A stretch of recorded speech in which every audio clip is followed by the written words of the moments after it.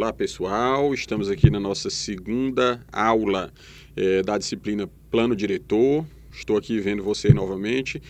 Sou o professor Eduardo Felipe e nós vamos ingressar na unidade 2 da nossa disciplina, que trata do planejamento no âmbito do município. Iniciamos com o planejamento territorial da cidade. Planejar é uma necessidade fundamental do ser humano, né? E planejar significa programar uma ação futura. E tudo isso, em todos os âmbitos da vida da gente, a gente necessita do planejamento. É necessário que a gente tenha essa programação do que a gente vai fazer, independente do âmbito profissional, pessoal, na qualificação da gente, em qualquer âmbito. E na cidade, né, num sistema complexo como é uma cidade, num ambiente onde muitos fatores e muitos agentes convivem, é fundamental que haja esse planejamento. Por que planejar a cidade? Né? Para que existam condições igualitárias para todos os seus habitantes. É uma questão resumida e fundamental a resposta. Mas é necessário que se planeje uma cidade para possibilitar o acesso igualitário aos benefícios que a cidade pode oferecer a seus habitantes, para garantir o uso sustentável dos recursos naturais no presente, sem comprometê-los para o futuro. Esse é um conceito, né, de sustentabilidade que nós já tivemos contato com ele na aula anterior. Resolver os problemas sociais, econômicos e ambientais que afetam a qualidade de vida. É necessário que a cidade, que a municipalidade possa ofertar não só o que foi dito, né, no primeiro item, que é o acesso igualitário aos benefícios, mas também uma forma de resolver os problemas que existem na cidade a todos os seus habitantes, quer sejam os problemas sociais, econômicos e ambientais, quaisquer deles que afetem a qualidade de vida do cidadão. Para que todos estejam comprometidos com o objetivo de construir uma cidade sustentável, aí entra o conceito, né, da participação popular, né, a cidade que queremos, e para garantir condições de financiamento do desenvolvimento urbano. Isso a gente vai tratar posteriormente, e é fundamental que haja esse planejamento, mas que haja um planejamento de como custear essas atividades que estão sendo planejadas. E é fundamental, e nós vamos ver a seguir. Todo o processo de planejamento, segundo o Polis 2008, todo o processo de planejamento segue 4 etapas. 4 etapas fundamentais. A leitura da realidade local, o estabelecimento de acordos e parcerias, a implementação do que foi planejado e a avaliação e a revisão dessa implementação, se existe uma congruência entre o que foi planejado e o que foi implementado ou executado.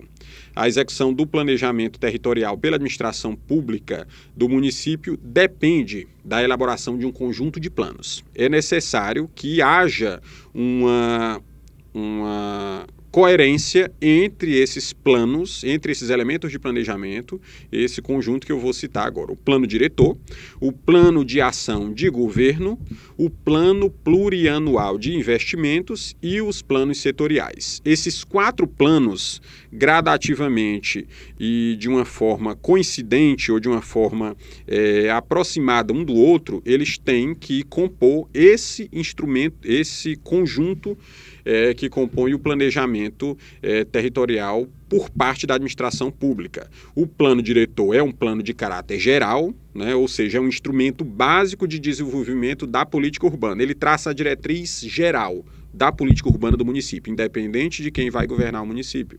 O plano de ação de governo já é um instrumento estabelecido pela administração municipal, que vigora durante o mandato de cada prefeito. Então, isso até antes do prefeito, ainda durante a campanha, né, do candidato, ele deve ter um plano de governo, ele deve ter uma proposta daquilo que ele pretende para o município durante a sua gestão. É um planejamento no médio prazo, já não é no longo prazo como o plano diretor, que deve ser coerente com as diretrizes do plano diretor e com os recursos disponíveis, naturalmente, né? O plano plurianual de investimento é um plano que vigora por 4 anos na administração municipal. Ele determina os gastos anuais necessários à realização de obras e projetos nesses 4 anos. E se estabelece, e que foram estabelecidos no plano de ação de governo ou no plano diretor.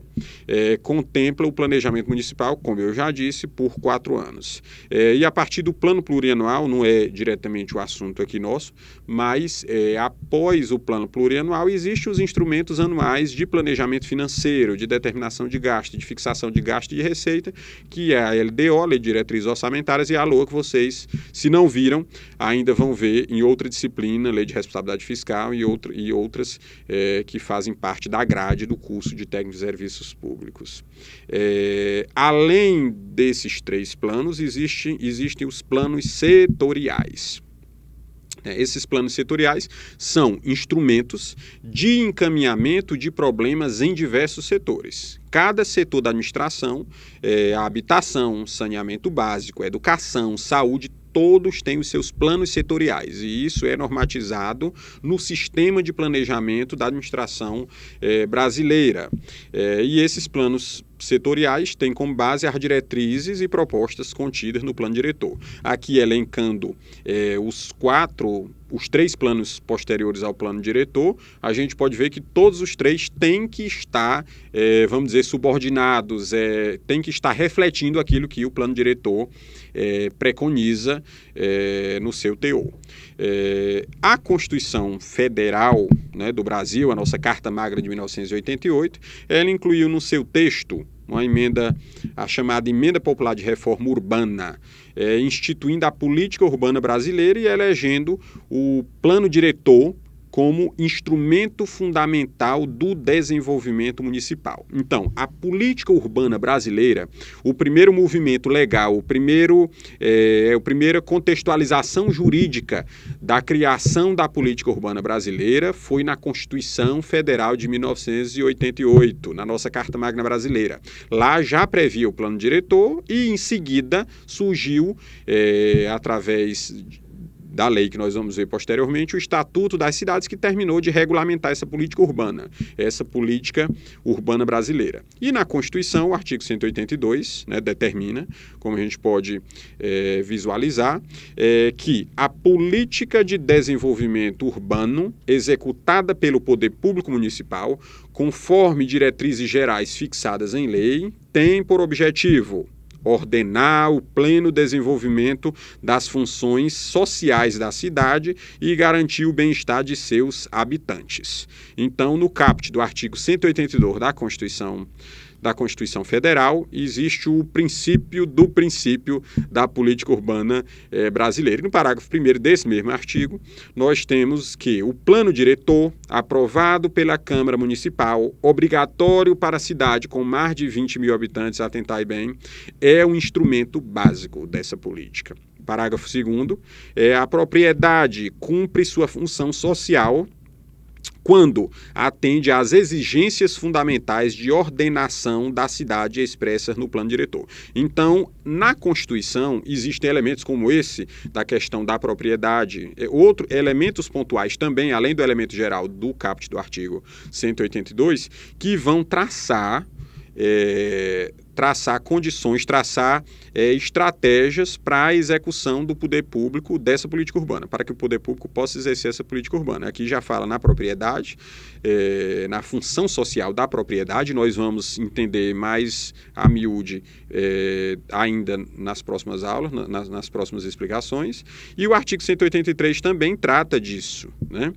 De uma questão pontual, que é o direito à moradia, o direito ao domínio numa propriedade, onde ele cita que aquele que possuir como sua área urbana de até 250 metros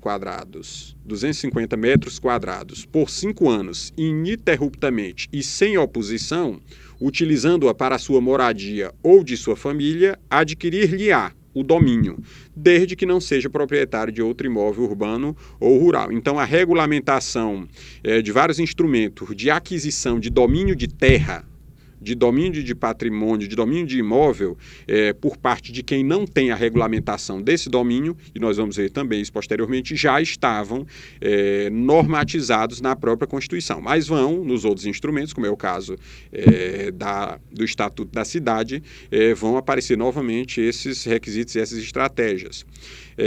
Necessitando de regulamentação, foi o que eu falei, a política urbana brasileira ela foi regulamentada pela Lei Federal número 10.257, de 10 de julho de 2001, conhecida como Estatuto da Cidade, que teve essa finalidade de complementar, de regulamentar a política urbana brasileira. Em termos de desenvolvimento rural, nós não podemos deixar de tratar disso, né? A zona rural, as áreas rurais brasileiras têm uma escassez grande de infraestrutura básica. Faltam políticas públicas de desenvolvimento rural, dentre as quais políticas de geração de emprego e renda, embora já se veja políticas que venham a atenuar esse problema, mas ainda é necessário que hajam políticas de fortalecimento da agricultura familiar, políticas sociais, etc. Toda essa penetração do poder público nessa constituição, nesse reforço, né, nesse desenvolvimento rural em si, é de fundamental importância, porque é necessário assegurar a cidadania também ao homem do campo. Então é necessário pontuar isso, porque isso também faz parte da política de desenvolvimento urbano e social e etc., embora o homem esteja no campo.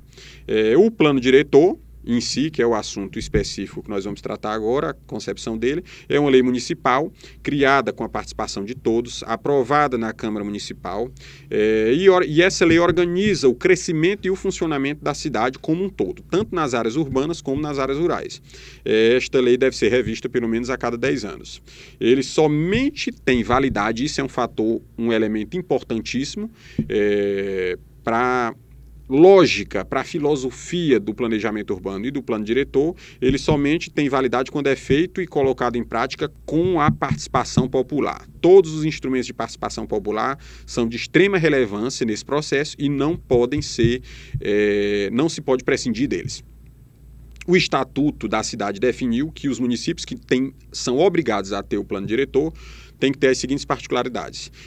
Possuir, como vocês estão vendo, possuir mais de 20 mil habitantes, municípios que sejam integrantes de regiões metropolitanas ou aglomerações urbanas, municípios que sejam integrantes de áreas de especial interesse turístico, segundo as definições dos estados e da União, e municípios que estejam situados em áreas de influência de empreendimentos ou atividades com significativo impacto ambiental na região ou no país, como usinas hidrelétricas, aeroportos, portos e grandes obras rodoviárias. Todos esses municípios são obrigados, que se enquadrem nesses itens, são obrigados a ter um plano diretor participativo. As etapas do plano diretor, vocês podem visualizar, são a leitura técnica e leitura comunidade, a primeira etapa. A segunda, a definição dos eixos, temas e objetivos. A elaboração do projeto de lei do plano diretor e definição dos instrumentos. O envio do projeto de lei, discussão e aprovação final na Câmara Municipal. E, por fim, a quinta etapa, implementação do plano e revisão periódica, pelo menos a cada 10 anos. É a última etapa. A primeira etapa é a leitura técnica e comunitária da cidade. Né? A leitura técnica é o quê? É feita com dados e informações socioeconômicas, culturais, ambientais e de infraestrutura disponível, que revelam as condições de vida dos habitantes do município. Isso é um diagnóstico técnico de todos esses dados e essas informações para subsidiar, para começar a elaborar o plano. Identificar uma situação, é fundamental que se identifique a situação atual do município e compare com a dos anos anteriores, para que se possa avaliar a evolução desse município, comparar a caracterização do município em questão, que está se fazendo o plano, com outros municípios da mesma região, para que haja a obtenção se possa avaliar o desenvolvimento regional. E a leitura comunitária, que é a outra etapa, a outra parte da primeira etapa, serve para apresentar a caracterização da cidade a partir da visão daqueles que vivem nela.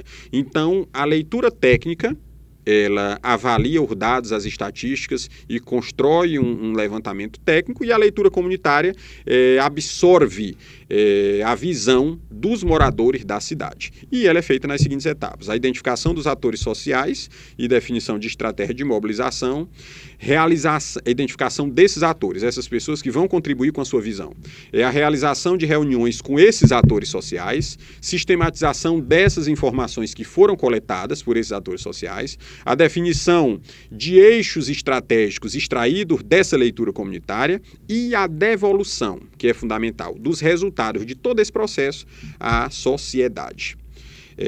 A segunda etapa do plano diretor tem-se a definição dos eixos, temas e objetivos do plano diretor. É necessário que se subdivida entre eixos, né, a estratégia do plano de diretor, a partir das reais necessidades e potencialidades do município. Como temos um exemplo aqui pelo Ministério, apresentado pelo Ministério da Cidade. No eixo de habitação, por exemplo, você tem o eixo, que é o setor estratégico maior. Dentro desse eixo da habitação, nós temos aqui a moradia digna para todos, é um programa, e esse tema tem um objetivo, que é o quê? Ampliar a oferta de novas moradias. E, além desse objetivo, é necessário que haja uma estratégia para a execução desse tema dentro desse eixo, que é o quê? Fazer a regularização fundiária das áreas regulares, delimitar áreas para habitação de interesse social, etc. Então, o que acontece? Essa segunda etapa tem que ser formatada dessa forma, tem que ser concebida dessa forma, com essa formatação, para que se possa sistematizar todas as informações e tratar todas as estratégias e prospectar todas as ações futuras dentro do tema, com o objetivo e com essa estratégia que a gente viu nesse exemplo do moradia digna para todos. A terceira etapa é a elaboração do projeto de lei, do plano diretor e a definição dos seus instrumentos, né? E o projeto de lei é o quê? É uma proposta de lei que será discutida e alterada, se necessário, sendo votada artigo por artigo na Câmara Municipal. Torna-se uma lei a partir do momento em que é aprovada. Os instrumentos são as ferramentas que viabilizam as intenções expressas no plano diretor. Toda vez que a gente falar aqui em instrumento, e nós vamos falar muito, inclusive, quando tiver no Estatuto da Cidade, os instrumentos são os elementos que vão dar condições da implementação do planejamento. As prioridades devem ser escolhidas, e esses instrumentos, de acordo com a realidade do município. Então, é necessária a participação direta e representativa. Olha aí a questão participativa aqui da coisa, né? Que pode ocorrer através de conferências, conselhos e audiências públicas. Isso é muito importante, né? As formas de participação popular. A quarta etapa para a concepção do plano diretor, a quarta etapa do plano diretor é o envio do projeto de lei, discussão e aprovação na Câmara Municipal. Depois de elaborado o projeto de lei, com todas aquelas etapas que nós falamos no item anterior, todos aqueles momentos da etapa anterior, ele deve ser encaminhado à Câmara Municipal, né, e ela terá a função de aprová-lo ou não, após discuti-lo com a sociedade em audiências públicas. Ainda tem essas discussões também com a sociedade. Nessa quarta etapa, a realização de audiências públicas é obrigatória, e as informações transmitidas nelas devem ser em linguagem simples e de fácil entendimento da população, justamente para trazer a população para esse debate e que a população possa opinar com propriedade, entendendo o que é aquilo que está sendo feito naquela discussão. Após a aprovação do plano na Câmara Municipal, o plano é enviado para o prefeito, ele sanciona a lei e assim ela se transforma em lei municipal. E, uma vez aprovado o plano diretor, o poder público municipal terá o respaldo legal para induzir o desenvolvimento urbano, aplicando os instrumentos definidos como adequados ao processo. A última etapa, que é a quinta etapa, é o que? A implementação do plano propriamente dito, a execução e a revisão periódica, pelo menos a cada 10 anos. A lei do plano diretor deve estabelecer a estrutura e o processo participativo de planejamento não só para a implementação, mas também para o monitoramento, né? Para monitorar o plano diretor. A conclusão do plano diretor, é importante que a gente se atente a isso. A conclusão não encerra o processo de planejamento, a conclusão do plano em si, do instrumento do plano, né, da lei do plano diretor, ela não encerra o processo de planejamento, ele é um processo contínuo. É recomendável que o próprio plano diretor determine os meios e a sistemática de sua própria revisão, né? E conforme o Estatuto das Cidades, a lei que institui o plano diretor deverá ser revisada pelo menos a cada 10 anos. Espero que vocês tenham absorvido bem as etapas do plano diretor, que são fundamentais para o nosso estudo e fundamentais para a nossa disciplina. Nós encerramos aqui essa segunda aula da segunda unidade e nos encontraremos na terceira unidade na próxima aula. Muito obrigado.